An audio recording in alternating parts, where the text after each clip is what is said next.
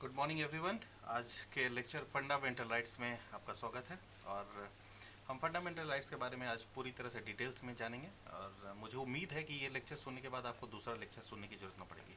कोई बकवास नहीं होगा और जो भी चीज़ होगा डिस्कस डायरेक्ट टू डायरेक्ट होगा। तो हम फंडामेंटल राइट्स को जानने से पहले कुछ कुछ डिटेल्स में जानना ज़रूरी है, जो सभी स्टूडेंट्स के लिए बहुत ज़रूरी है। वो जानते नहीं हैं और डायरेक्टली फंडामेंटल राइट्स पे आ जाते हैं। और दोस्तों, फंडामेंटल राइट्स ये याद करना बहुत ही अच्छे तरीके से है। ऐसा नहीं है कि आप फंडामेंटल एक बार राइट्स देख लिए और भूल गए। आप इस लेक्चर के बाद फंडामेंटल राइट्स का एक एक आर्टिकल कभी भी भूलेंगे नहीं। तो आइए चलिए देखते हैं कि कैसे इसको याद रखा जाए फंडामेंटल राइट्स, और हम क्या क्या है फंडामेंटल राइट्स और रियलिटी क्या है। आज सबसे पहली बात यह है कि आज सिर्फ फंडामेंटल राइट्स के बारे में ही नहीं जानेंगे, उसके अंदर क्या क्या चीज़ है और आज के डेट में रियलिटी क्या है उसको भी हम अच्छे तरीके से जानेंगे। तो फंडामेंटल राइट्स जानने से पहले हम आपको दोस्तों सबसे पहले बताएंगे कि राइट्स, रिस्पॉन्सिबिलिटी और जो ड्यूटी है उसको हम देखेंगे। फंडामेंटल राइट्स आपको दे दिया गया है। अब ये फंडामेंटल राइट्स को सिक्योर कौन करेगा, सबसे बड़ी चीज़ है। तो फंडामेंटल राइट्स को सिक्योर कौन करता है? हमारे पास और क्या है? Supreme Court is the custodian of our constitution. तो सुप्रीम कोर्ट की रिस्पॉन्सिबिलिटी है और ये ड्यूटीज़ भी है कि वो हमारे फंडामेंटल राइट्स को प्रोटेक्ट कर सके। सुप्रीम कोर्ट किसको डायरेक्ट करते हैं? आप जानते हैं कि हमारे लेजिस्लेटिव बॉडी हैं, स्टेट हैं, आईएएस आईपीएस ऑफिसर, सारे लोग हैं जो कि ये रिस्पॉन्सिबिलिटी लेते हैं ताकि हमारे राइट्स को प्रोटेक्ट किया जा सके, और ये उनकी ड्यूटी है प्रोटेक्ट करना। तो ये हमारे कॉन्स्टिट्यूशन में भी मेंशन किया हुआ है। इसके साथ साथ इंडिविजुअल जो ड्यूटीज़ देखा जाए तो सिटीजन्स की भी है। अगर आज देखें कि हमारे अब आज आप सिटीजन ये पढ़ रहे हैं, जान रहे हैं, एजुकेटेड हैं, तो आप अपने राइट्स को ही नहीं प्रोटेक्ट करें बल्कि दूसरों को भी राइट्स को प्रोटेक्ट करें। तो देखेंगे कि लॉयर हैं, ह्यूमन राइट्स एक्टिविस्ट हैं, आरटीआई एक्टिविस्ट हैं, जर्नलिस्ट हैं, सब क्या करते हैं? ये क्यों आगे आते हैं? क्योंकि उनकी ड्यूटीज़ भी है और एज वेल एज रिस्पॉन्सिबिलिटी है दोस्तों। तो राइट्स एंड ड्यूटीज, रिस्पॉन्सिबिलिटी के बारे में हम जानने के बाद हम ब्रॉडली देखेंगे कि अगर ये 6 कैटेगरीज में डिफाइन किया गया है फंडामेंटल राइट्स, तो 6 कैटेगरी में डिफाइन करने के लिए अगर हम देखा जाए तो सबसे पहले राइट टू इक्वालिटी ही क्यों आया, उसके बाद फ्रीडम ही क्यों आया, और इस तरह से ये जो सीक्वेंस बनाया गया है दोस्तों, ये सीक्वेंस बहुत ही इंपॉर्टेंट है। अभी तक कोई लेक्चर में मैंने अभी तक नहीं देखा कि ये लेक्चर के सीक्वेंस को भी ये हाईलाइट किया गया है। तो सीक्वेंस को सबसे पहले जानना जरूरी है। अगर आपके पास राइट टू इक्वालिटी है तो सबसे पहले क्यों इक्वालिटी आया, उसके बाद ही फ्रीडम क्यों आया, उसके बाद ही एक्सप्लॉयटेशन क्यों आया, और ये रिलीजन को उसके बाद इंपॉर्टेंस क्यों दिया गया। तो ये सब सारे दोस्तों सीक्वेंस जो है, हमारे जितने भी फ्रीडम फाइटर और रिफॉर्मिस्ट जो कॉन्स्टिट्यूशन में उन्होंने योगदान दिया है, वो बहुत ही बारीकी तरीके से बनाया है। तो आइए जानते हैं उसके बारे में, क्यों ऐसा बनाया गया और क्यों इस तरह से सीक्वेंस किया गया है। तो सबसे पहले हम देखेंगे दोस्तों कि हिस्टोरिकल बैकग्राउंड के बारे में आते हैं। हिस्टोरिकल बैकग्राउंड अगर देखा जाए तो हमारे जो अगर कॉन्स्टिट्यूशन, ये कॉन्ट्रीब्यूशन जो है, हम एनी बेसेंट को नहीं भूल सकते हैं कि जो उन्होंने पहला जो है इंडियन होम रूल लीग के जो फाउंडर है, उन्होंने जो ड्राफ्ट किया था पहला कॉन्स्टिट्यूशन बिल, ये 1895 में दोस्तों हुआ था। इसमें इक्वालिटी उन्होंने किया था, फ्रीडम और राइट टू प्रॉपर्टी को उन्होंने इंक्लूड किया गया था। लेकिन आगे देखेंगे कि सिर्फ इक्वालिटी इक्वालिटी बहुत ज़्यादा इंपॉर्टेंट है। देखिए यहाँ पे सबसे पहले इक्वालिटी की बात की गई। समाज में, भारत समाज में इक्वालिटी थी कहाँ? जेंडर इनइक्वालिटी, इकोनॉमिक इनइक्वालिटी थी, कास्ट बेस्ड, क्लास बेस्ड, सारे जगह सब चीज़ बेस्ड इनइक्वालिटी थी। फ्रीडम तो था ही नहीं, स्लेवरी थे। तो इस तरह से देखा जाए, और लास्ट में राइट टू प्रॉपर्टी को भी ऐड किया गया। तो ये जो ड्राफ्ट बिल हुआ था उसके बाद फिर काफ़ी चेंजेस हुए। तो हम दो लोगों के जो है इंपॉर्टेंट देखते हैं 1980 में, 18 में। तो सबसे पहला जो आप जानते हैं कि 1919 में गवर्नमेंट ऑफ इंडिया एक्ट आया था, तो उसके कारण काफ़ी कुछ रिफॉर्म आए थे। आज इसमें मोंटेग्यू जो है, चेम्सफोर्ड का योगदान काफ़ी है। तो उन्होंने जो डिमांड किया था कांग्रेस को, new government of India act का, और इस तरह से फिर देखेंगे कि जब उसमें जो ये जो शेयर किया गांधी जी ने, महात्मा गांधी जी ने, तो नया बिल जो प्रिपेयर किया था उसमें वो पहले के जो थे उसके अलावा भी उन्होंने क्या क्या ऐड किया। तो उन्होंने बोला लिबर्टी भी चाहिए लोगों को, सिक्योरिटी भी चाहिए। कौन सिक्योर करेगा? Practice of religion is important. Freedom of expression, कोई एक्सप्रेस नहीं कर सकता है फ्रीडम यहाँ पे। तो ओपिनियन भी चाहिए और असेंबली भी चाहिए। डिस्क्रिमिनेशन तो सबसे पहले हटाना बहुत ज़रूरी है, और रिलीजन और क्रीड को भी जो है आज के डेट में उसको इम्पोर्टेंस दिया गया। तो अब हम आर्टिकल 14 से फंडामेंटल राइट्स डिस्कस करना है, लेकिन सबसे पहले देख ले रिस्पॉन्सिबिलिटी की कौन है और कौन प्रोटेक्ट करेगा हमारा दोस्तों। तो यहाँ तो स्टेट है, 12 में स्टेट को डिफाइन किया गया है। स्टेट है क्या? तो स्टेट सबसे पहले देखेंगे, गवर्नमेंट है, पार्लियामेंट ऑफ इंडिया है, the government of legislature each of the state यहाँ पे जितने भी लोकल बॉडीज हैं जो कि गवर्नमेंट के कंट्रोल में काम करती है, ये सारे लोग हैं, and they are responsible for to protect our fundamental rights.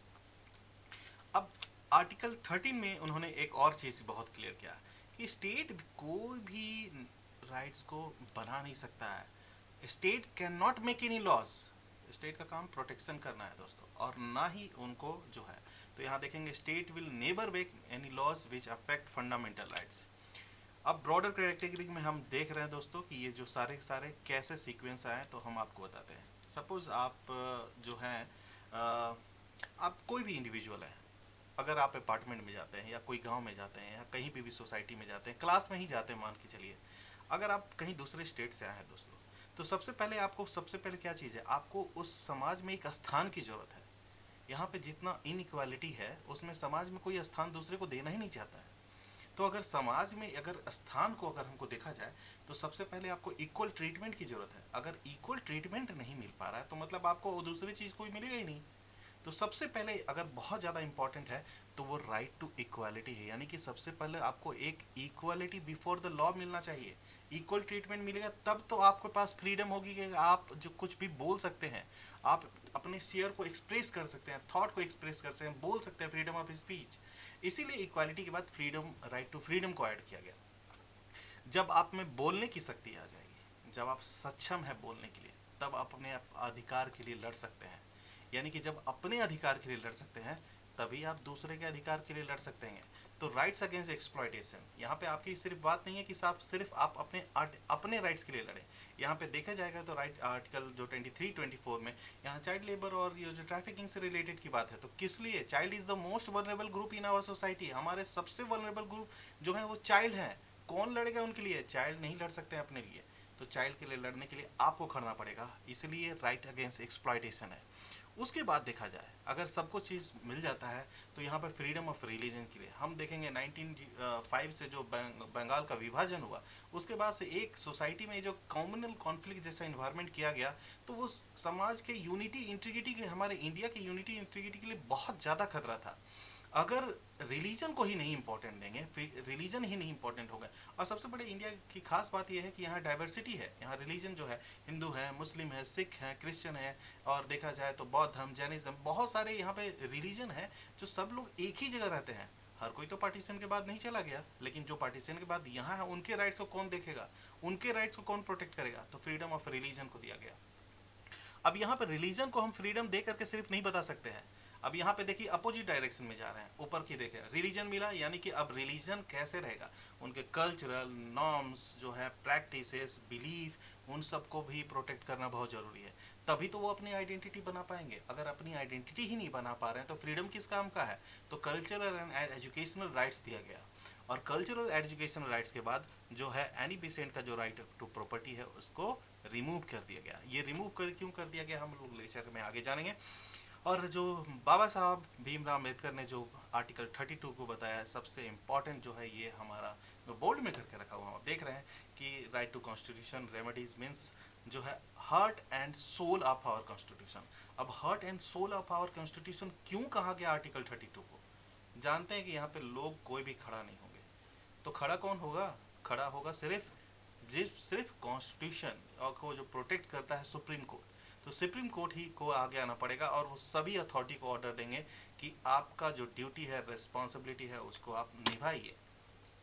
तो आर्टिकल 14 है, इसको आप जानते हैं कि इक्वालिटी बिफोर द लॉ। अगर लॉ ने आपको इक्वल ट्रीटमेंट दे दिया तो मतलब आपको समाज में और किसी से पूछने की जरूरत नहीं है। लेकिन यहाँ पर तो समाज जान रहे हैं कि आज के समाज में ऐसा क्या है कि लॉ तो सबको ही अपने हाथ में ले रहा है। तो लेकिन फिर भी दोस्तों, इक्वालिटी बिफोर द लॉ आपका पहला जो है फंडामेंटल राइट्स में, इसमें आपको सिक्योर करता है, जो कि आपको पूरे विद इन इंडिया में आप कहीं पे भी आप कर सकते हैं। आर्टिकल 15 की बात करना चाह रहे हैं। आर्टिकल 15 पे अगर देखा जाए तो सबसे पहले ये फिल्म बना गया आर्टिकल 15। लोगों को पता ही नहीं था आर्टिकल 15 है क्या। अरे सबसे पहले आप देखिए आर्टिकल 15 में क्या है। इन्होंने सबसे बोला let's be A Indian firstly and lastly. क्यों बोला let's be A Indian and firstly and lastly? क्योंकि हम तो समाज में अपने आप को, selfish nature of the society जो है, हर कोई अपने आप में ज़िंदगी जी रहा है, दूसरे के लिए कौन लड़ेगा? दूसरों के लिए सिर्फ आईएएस आईपीएस ऑफिसर ही नहीं लड़ेंगे, एक आदमी समाज को उठ करके खड़ा होना पड़ेगा डिस्क्रिमिनेशन के लिए। तो ये डिस्क्रिमिनेशन दोस्तों बहुत ज़्यादा है भारत में। अगर देखा जाए, caste based equality, gender based inequality, income based inequality, social inequality, political inequality, economic inequality, सारी जगह इकोनॉमिक इनइक्वालिटी में हम अपने आप को टॉप स्थान पर रखे हुए हैं। तो आर्टिकल 15 हमें उस चीज़ से बचाता है। तो यहाँ पे सिर्फ क्लियरली किया गया है, provision on the discrimination on the ground of religion, sex, caste, sex and the place of birth. Place of birth को भी इंक्लूड करना बहुत जरूरी था। कैसे ट्रीटमेंट हो रहा है आप देखेंगे कि अगर कोई बिहार और झारखंड से अगर कोई दूसरे स्टेट में जाते हैं काम करने के लिए, उनके साथ कैसा ट्रीटमेंट हो रहा है। नॉर्थ ईस्ट के लोग भी कभी कभी अगर मेट्रोपॉलिटन सिटी जाते हैं तो उनके साथ भी अलग टाइप का ट्रीटमेंट होता है। तो प्लेस ऑफ बर्थ के नाम से भी डिस्क्रिमिनेशन होगा। और क्या होगा अगर इस तरह के डिस्क्रिमिनेशन अगर मेट्रोपॉलिटन सिटी और द क्लास में और अपार्टमेंट में इस तरह के हो जाए तो हमारा समाज बिल्कुल बिगड़ जाएगा। तो ये आर्टिकल दोस्तों उसमें उससे आपको प्रोटेक्ट करता है। आर्टिकल 15, पहले आर्टिकल 15 नहीं था तो आज भी जो समाज में लोगों को एक जगह से पानी का अधिकार लेने का अधिकार नहीं था, आज भी है डिस्क्रिमिनेशन। आप अगर देखेंगे, सर्च करेंगे दोस्तों, गूगल पे सर्च करके देखिए कि डिस्क्रिमिनेशन की students are not allowed to take water in the school, आप देखेंगे बहुत सारे रिजल्ट आएंगे। उसमें देखेंगे कि दलित और जो है वो अनटचेबल लोग को अभी भी स्कूल में नीचे बैठाया जाता है, या फिर उनको पानी लेने के लिए मना किया जाता है, उनके हाथ से खाना नहीं खाया जाता है। और अगर इन सब दोस्तों को, अगर आपको बताने के लिए मैं ये करूँगा कि अगर आप, सिंपल सी बात है, मैं कुछ और इसको क्लियर नहीं करूँगा, लेकिन आप सिर्फ गूगल खोलिए और गूगल खोल करके अगर आप देखेंगे कि क्या सिचुएशन है, तो आपको गूगल पे ही जो है सबसे पहले आपको बता देते हैं। यहाँ पे गूगल में आपके सामने खोल रहा हूँ दोस्तों, और यहाँ पे गूगल में आपके सामने खोल करके ये देखना चाह रहा हूँ, दलित दलित किल्ड फॉर, अब देखिए क्या क्या चीज़ है। Dalit killed for entering temple, Dalit killed for watching garba, Dalit मारे जा रहे हैं उसके मूछ रखने के लिए, Dalit killed for drinking water, Dalit killed for riding horse, Dalit killed for eating, Dalit man killed for touching food. और ये दोस्तों अगर ये सारा न्यूज आप सर्च करेंगे ना तो ये रियलिटी है। ये ऐसा नहीं है कि आज के समाज में कोई भी आप न्यूज़ सर्च करेंगे तो आपको ये ज़्यादा से ज़्यादा 2 साल 3 साल पुराना न्यूज़ मिलेगा। हम चलिए सबसे चीज़ मोस्ट को ही दे लेते हैं, मूछ रखने के लिए तो कोई किसी को नहीं मार सकता है, चलिए इसको देख लेते हैं। आप देखेंगे कि दलित बॉयज टाइप फॉर स्पोर्टिंग मुश, तो ये क्या चीज़ है? ये दिसंबर 2017 और 19 का न्यूज़ है। अगर हम देखेंगे कि चलो ग्लास पहनने के लिए मारा जा रहा है,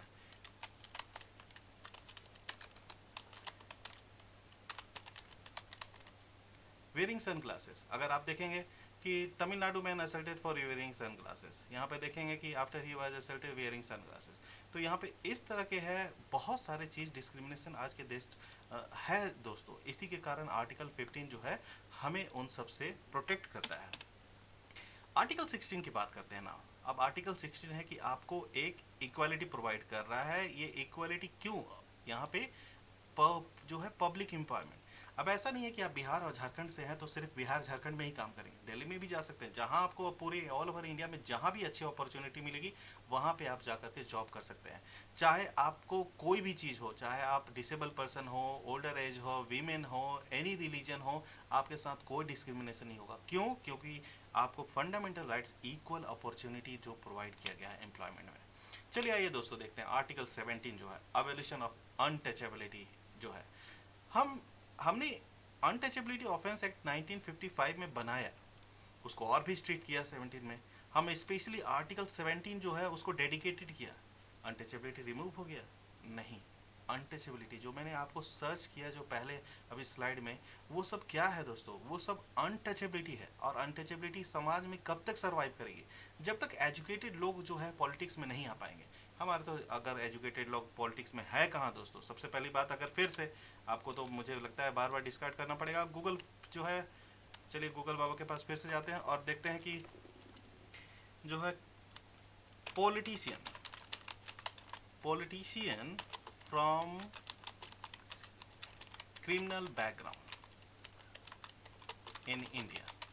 आइए दोस्तों अब इस पे नज़र डाल देते हैं। हमारे जो देश में कितने जो है बैकग्राउंड जो है पॉलिटिशियन, तो अगर देखा जाए तो आपके पास ये रो आपके सामने जो है लिस्ट बनाया गया है जिनके पास number of criminal cases charges हैं।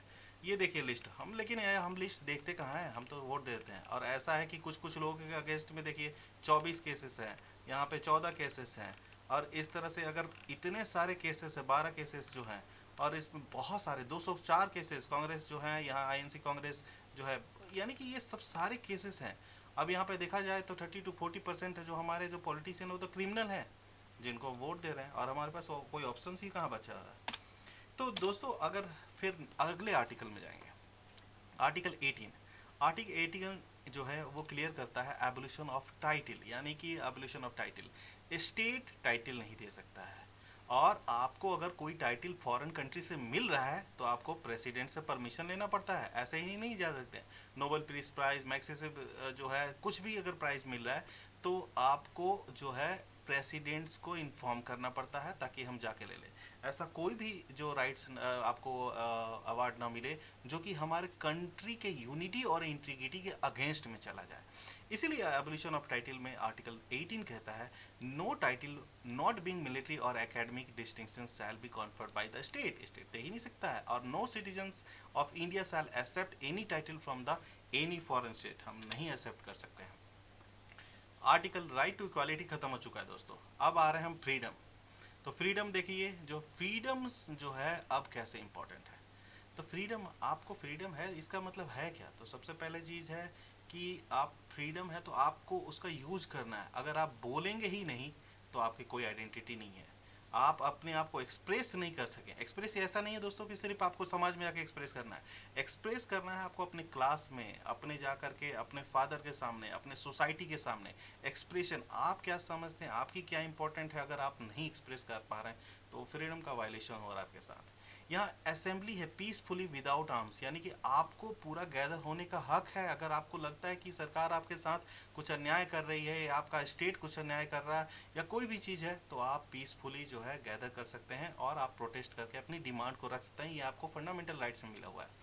यहाँ पे आप कोई भी चीज़ देखा जाए, बहुत सारे जिस तरह से लेबर लॉ चेंजेस हो रहे हैं तो उसमें यूनियन बनाने के लिए आपको मिल ही नहीं रहा मौका, क्योंकि प्राइवेट जो अथॉरिटी है वो ऑक्यूपाई कर रहे हैं। लेकिन फंडामेंटल राइट्स क्लियर कर देता है कि आप यूनियन को फॉर्म कर सकते हैं, आप कहीं भी जो है फ्रीडम है, आपको कहीं भी इंडिया में मूव कर सकते हैं पूरे। लेकिन दोस्तों कुछ कुछ रिस्ट्रिक्शन भी है।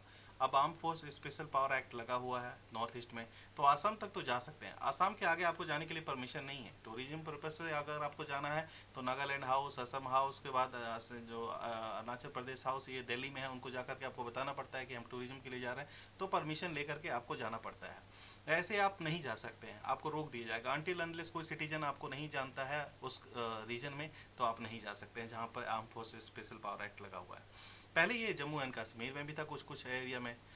और देखा जाए तो आपको अधिकार है, आप कहीं पे भी सेटल हो सकते हैं, पूरा इंडिया आप ही का है, आप जहाँ चाहें सेटल हो सकते हैं, आपको कोई रोक टोक नहीं करेगा। तो ये सब सोचो दोस्तों, जो है हम प्रोफेशन कोई भी कर सकते हैं, ट्रेड बिजनेस कर सकते हैं, ये सब हमारा फ्रीडम का है। आर्टिकल 20, आर्टिकल 20 बहुत ज़्यादा इंपॉर्टेंट है क्योंकि ये हमें प्रोटेक्शन देता है। अगर कोई भी कन्विक्शन ऑफेंसेस को जो है हमें प्रोटेक्शन देता है। किस तरह का प्रोटेक्शन देता है आपको बता देते हैं कि आर्टिकल 20 आपको प्रोटेक्शन देता है कि आपको कोई भी ऐसे ही डिटेन नहीं कर सकता है। अगर आपको कोई डिटेन करने के लिए आ रहा है दोस्तों, तो सबसे पहले उनको बताना पड़ेगा कि रीज़न क्या है डिटेन करने के लिए, आपको रीज़न बताना पड़ेगा। आप पूरे तरह से पूछ सकते हैं कि आपके नाम से अरेस्ट वारंट है या कि नहीं है, और अरेस्ट वारंट है तभी आपको ले सकते हैं। अगर कोई भी लेडी को अगर कोई गिरफ्तार करने के लिए आ रहा है, अरेस्ट करने के लिए आ रहा है, तो उसके लिए लेडी कांस्टेबल भी चाहिए, जेन मेल कांस्टेबल नहीं कर सकता है। तो आर्टिकल 21 जिसको बताने के लिए और याद करने के लिए कोई ज़रूरत ही नहीं है। आर्टिकल 21 अगर आपको एक आर्टिकल नहीं याद है तो मतलब दोस्तों आपको कुछ भी याद नहीं रह सकता है। तो कभी नहीं पढ़िए, ये आपका लाइफ है, लाइफ को प्रोटेक्शन, आपके लाइफ को कोई भी छीन नहीं सकता है, कोई भी नहीं, सुप्रीम कोर्ट भी नहीं छीन सकता है अगर आपने कोई वायलेशन नहीं किया है ह्यूमन राइट्स का। तो लाइफ जो है यूएन का आर्टिकल में सबसे पहला आर्टिकल है right to life with dignity, यानी कि आपको एक डिग्निटीफुल लाइफ सबको जीने का हक है। पोप फ्रांसिस ने कहा है right to life is the first among human rights, यानी कि इसके अलावा अगर देखा जाए तो सबसे पहला अधिकार जो है आपको जीने का अधिकार है, और इसके साथ आपको पर्सनल लिबर्टी दी हुई है। ध्यान रखिए दोस्तों, यहाँ पे लिबर्टी है, फ्रीडम नहीं है। लिबर्टी और फ्रीडम में आपको डेफिनेशन पता है या नहीं पता है, क्योंकि लिबर्टी जो है रिस्ट्रिक्शन के साथ आता है, फ्रीडम के ऊपर रिस्ट्रिक्शन नहीं लगते हैं। तो liberty is having some restriction, freedom is not having restriction. चलिए, और उसमें एक और ऐड ऑन हो जाता है हमारे फंडामेंटल राइट्स में। हम जानते हैं फंडामेंटल राइट्स में कुछ भी ऐड ऑन होता है तो वो सभी के लिए होता है। तो यहाँ पे 21A जो है ऐड किया गया, राइट टू एजुकेशन। एजुकेशन का इम्पोर्टेंस देखिए, इसको और कहीं ऐड नहीं किया गया है। लाइफ के साथ जितनी आपकी ज़िंदगी ज़रूरी है उतना ही ज़्यादा आपके ज्ञान भी ज़रूरी है। अगर आप में शिक्षित ही नहीं है तो आप में, तो हम कैसे आपको बता दें, आपकी ज़िंदगी बेकार है। तो आप पहले, सबसे पहले अपने आप को शिक्षित कीजिए दोस्तों। और ये शिक्षित करने का जिम्मेदारी कौन लेता है? स्टेट लेता है। तो यहाँ पे सबसे पहले देखेंगे कि पूरा का पूरा यहाँ पे कर रहा है, state provide free compulsory education to all the childrens. यहाँ पे सारे चिल्ड्रंस को जो है, तो आप अपने आप को अभागा नहीं महसूस कर सकते हैं। जैसे लोग अदर बच्चे जो है स्कूल जा रहे हैं उसी तरह आप भी जाएंगे। यही आपका राइट टू एजुकेशन है। You have right to go to school. चलिए आर्टिकल 22 के ऊपर बात करते हैं। जैसे आपको बताया कि आर्टिकल 21 राइट टू लाइफ है। लाइफ के इमीडिएटली बात क्यों आता है को प्रोटेक्शन? तो लाइफ को प्रोटेक्शन करने की जरूरत है भाई साहब। अगर राइट टू लाइफ आपको याद है आर्टिकल 21, तो आपको प्रोटेक्शन भी याद हो जाएगा तुरंत, क्योंकि प्रोटेक्शन सबसे ज़्यादा जरूरत है। प्रोटेक्शन कैसे? कोई भी आपको ऐसे ही नहीं अरेस्ट कर ले, कोई भी आपको कुछ ऐसे ही नहीं डिटेन कर ले। तो यहाँ पे इन्होंने protection against arrest and detention किया है। यहाँ पे कुछ मेंशन किया है सर्टेन केसेस, उसको हम भी डिस्कस करेंगे। यहाँ पे कोई भी आपको अरेस्ट करता है, डिटेन करता है, तो आपको विदाउट बीइंग इन्फॉर्म ऐसे नहीं कर सकता है। यहाँ पे no person who is arrested shall be detain in custody without being inform. आपको इन्फॉर्म करेंगे आपने क्या क्राइम किया है, क्यों किया है, तभी आपको डिटेन करेंगे। और डिटेन करने के बाद आपको लगता है कि नहीं मैंने ये क्राइम नहीं किया फिर भी मुझे गिरफ्तार कर दिया है, तो सबसे पहले बता देते हैं आपको 24 आवर के अंदर पुलिस की रिस्पॉन्सिबिलिटी है कि उनको मजिस्ट्रेट के आगे कर सकें।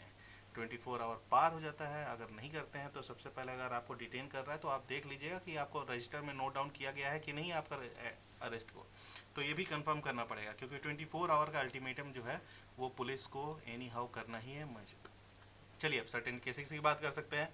Protection against detention in certain cases, arm force special power act जो लगा हुआ है, टाडा, कोफेपोसा, मीसा और यूएपीए, बहुत सारे ऐसे स्टेट है जो इन सबको जो प्रिवेंशन ऑफ टेररिस्ट एक्ट लगा के रखे हुए हैं। अब यहाँ पे दोस्तों ये सब नहीं है। आप अगर आपके ऊपर शक है तो वो सीधा आपको उठा कर लेके जाएंगे। अब कितने दिन रखेंगे, 24 घंटे रखेंगे कि 24 दिन रखेंगे, कोई नहीं जानता है। और ये रख सकते हैं इन्वेस्टिगेशन जब तक चला जा रहा है, वो परमिशन लेते रहते हैं, एक्सटेंड करते रहते हैं। तो ये सर्टेन केसेस में जो है इंडिविजुअल को यहाँ पे प्रोटेक्शन नहीं मिल पाता है। तो यहाँ पे जो आर्टिकल 23 की बात करते हैं, जैसे हमने आपको पहले ही बता दिया है कि आर्टिकल 23, 24 जो है आपका, ये आपको 24 घंटे प्रोटेक्शन की ज़रूरत है। किसको 24 घंटे प्रोटेक्शन की ज़रूरत है?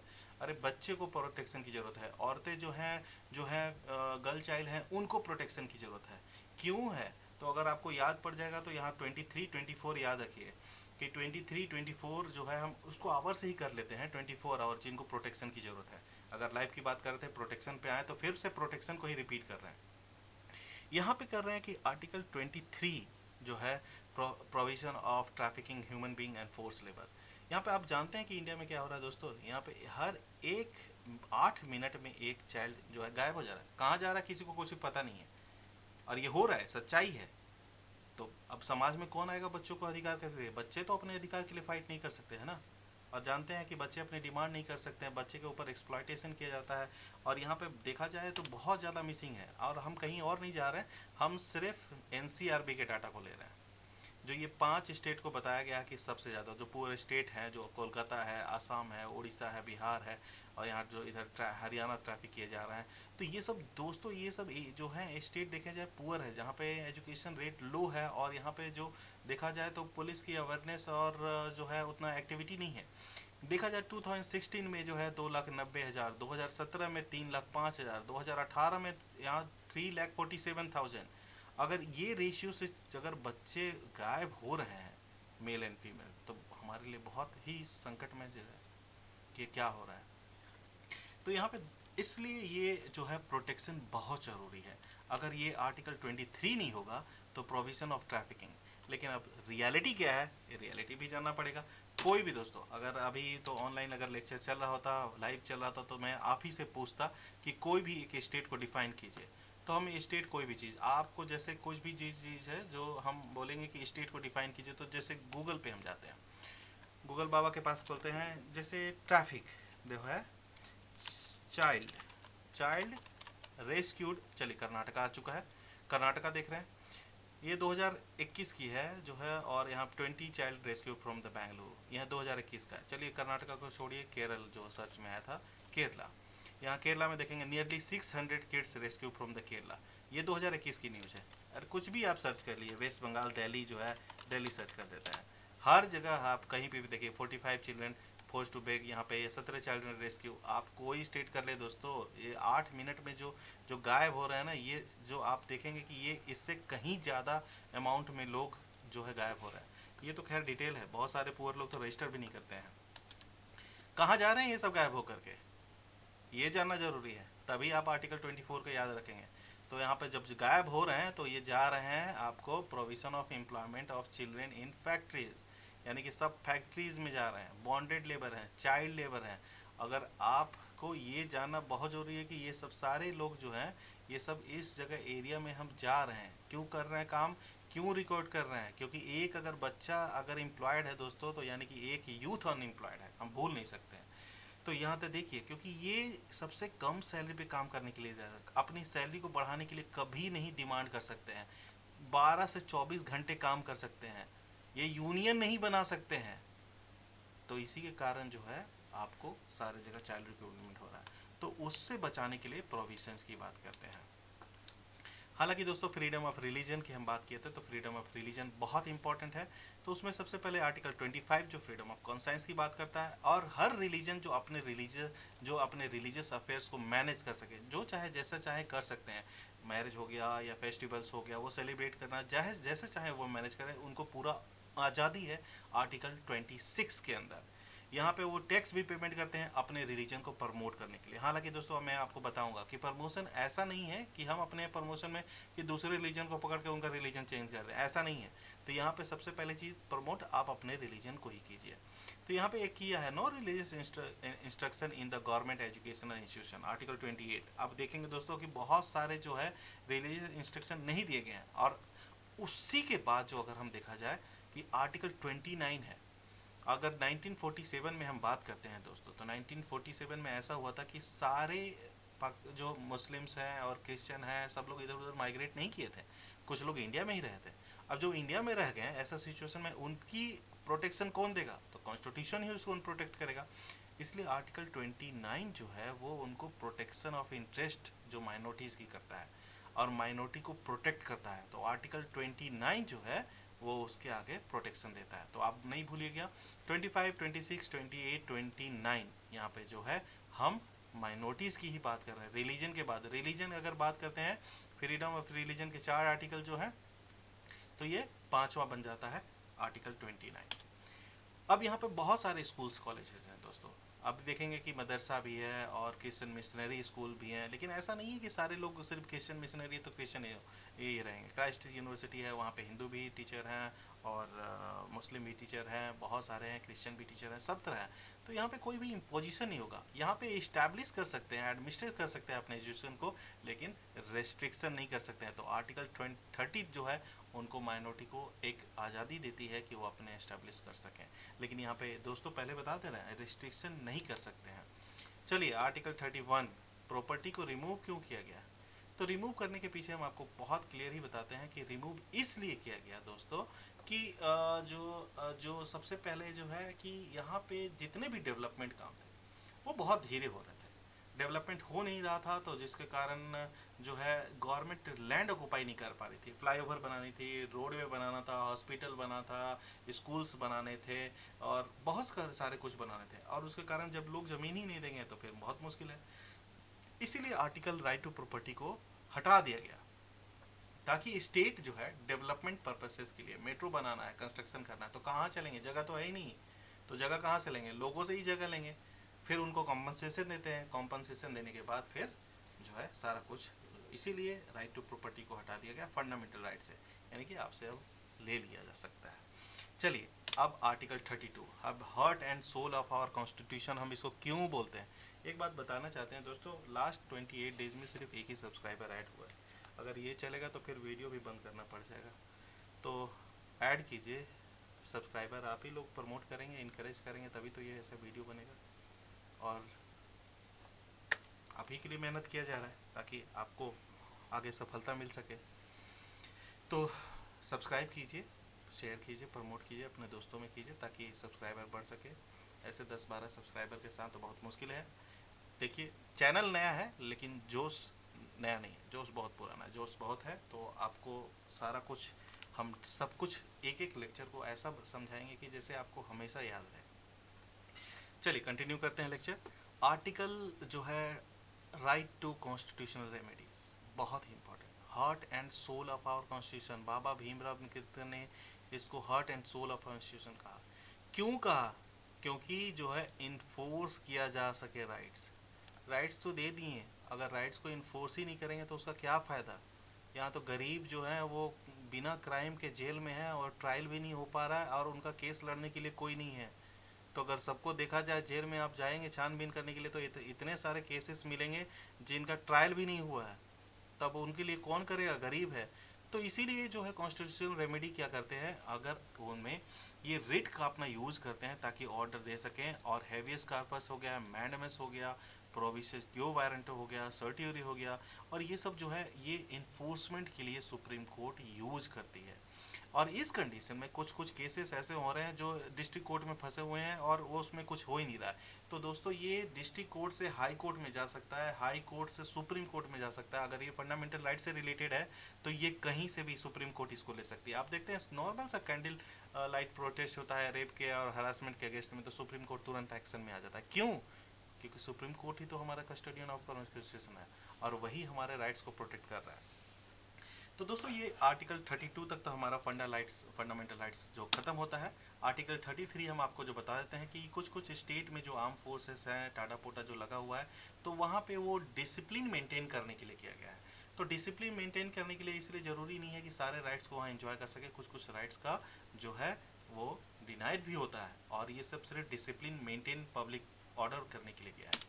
34 भी वही है, रिस्ट्रिक्ट करते हैं राइट्स को कुछ कुछ जगह पे जहाँ पे मार्शल लॉ फोर्स है या आर्म फोर्स डिस्पैच है, बहुत सारे माओइस्ट एरिया भी हैं, तो उसके कारण जो है सब कुछ वहाँ पे कंट्रोल होना चाहिए। एक आदमी के कारण, एक रेबल से, एक माओइस्ट से और इस तरह से एक ग्रुप के कारण सारे लोग नहीं परेशान हो, तो ये सब सारा कुछ है। तो दोस्तों कैसा लगा चैनल, सब्सक्राइब कीजिए और प्रमोट कीजिए मेरे चैनल को। हम लेक्चर को आज यहीं बंद करते हैं, और कोई भी क्वेश्चन हो, कोई भी डाउट हो, कोई भी किस तरह का भी आपको लगता है कि आपको वो याद नहीं कर पा रहे हैं, तो आप, मैं हूँ यहाँ पे और हम उसको डिस्कस करेंगे, डिटेल में डिस्कस करेंगे और सारा कुछ फिर से करेंगे नया। और लास्ट आर्टिकल 35 जो है फिर वही है, parliament shall have, legislature state shall not have power to make laws, जो हमने आर्टिकल 13 में डिस्कस किया। फिर यहाँ से आपको मेमोराइज करने के लिए जो है 35 में भी बता दे रहे हैं। तो थैंक यू सो मच दोस्तों, take care all of you guys, in covid times. मैं अपना लेक्चर बंद कर रहा हूँ, धन्यवाद।